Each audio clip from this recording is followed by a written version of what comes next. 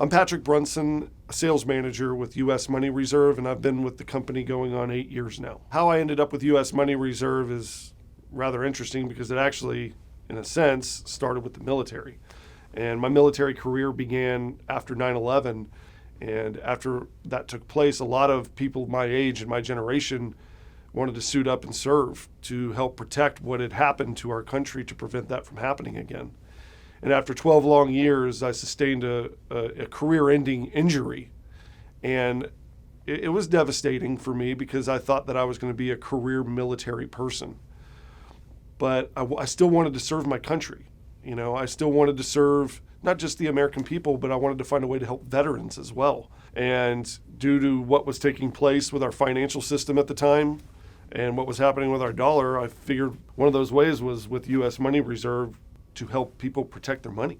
So as a veteran, you have a natural instinct to want to help other veterans. You know, there's organizations out there like the VA and other organizations that have been created by veterans, but there's never really one of those organizations that could help people protect their money long term. One of the things that I'm most proud of when it comes to U.S. Money Reserve and being a part of the organization is we have donated almost $500,000 to the U.S. Navy Memorial Foundation. And not only that, we made it possible for the lone sailor statue to be permanently placed at the Pearl Harbor site. We actually sold well over $10 million in Pearl Harbor coins, and a portion of each coin went to benefit veterans. The U.S. Money Reserve has a lot of really good working relationships with different foundations and organizations.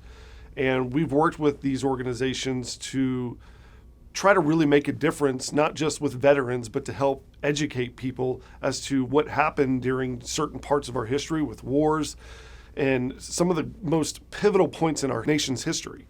We've been able to commemorate a lot of these things through the production of precious metals.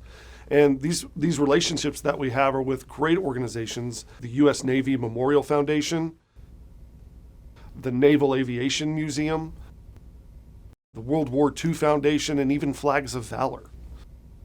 We're proud to have underwritten the 75th Iwo Jima documentary for PBS, which will air on 125 different stations all across the country. We compare wars all the time, being veterans. Talking to your brothers, you compare this war or this battle to this battle, but nothing really comes even close to what happened in World War II. These wars were absolutely the bloodiest of wars, and I can't imagine being in a military operation where I'm going in to take over a piece of land like Iwo Jima. It was like a live version of a game of chess. You know, in Iraq, we were taking over a territory. We had to protect what we already had there, but this was going in and taking over the piece of a continent. And to be able to be a part of an organization that can commemorate something so heroic I'm almost speechless talking about it.